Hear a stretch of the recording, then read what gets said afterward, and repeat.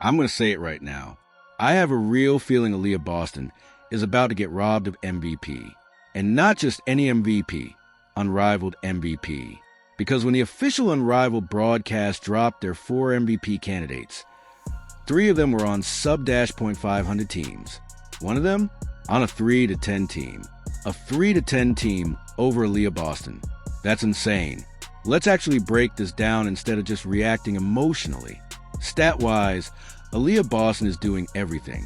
She's top 10 in point per game, 8th overall, 3rd in rebounds, 1st in blocks, by half a block per game over Cameron Brink, top 10 in steals, nearly 2-to-1 assist-to-turnover ratio, shooting league average from 3, top 6 in field goal percentage, and she's doing all of that on one of the best teams.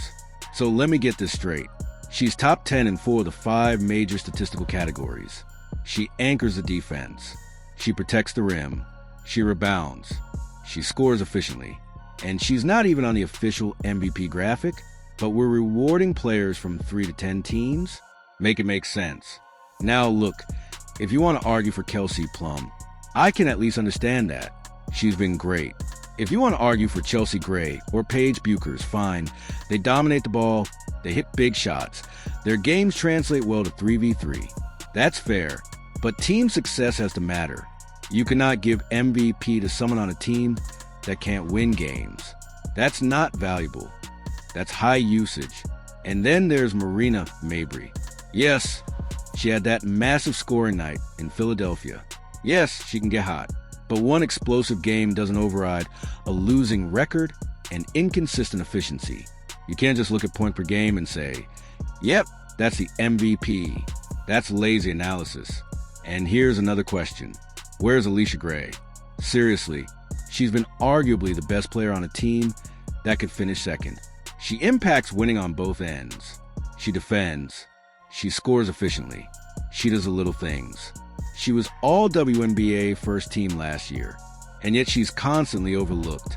It's the same story every time. If we're being honest, the real MVP conversation should be between Aaliyah Boston, Kelsey Plum, Alicia Gray, Brittany Sykes, players impacting winning, players affecting both ends of the floor, players whose teams aren't 3-10. Instead, it feels like the graphic team just sorted by point per game and called it a day. Meanwhile, Boston is anchoring a top team defense, leading the league in blocks, top 10 in scoring, rebounding, steals, and doing efficiently. That's value. That's MVP level impact. And here's the crazy part.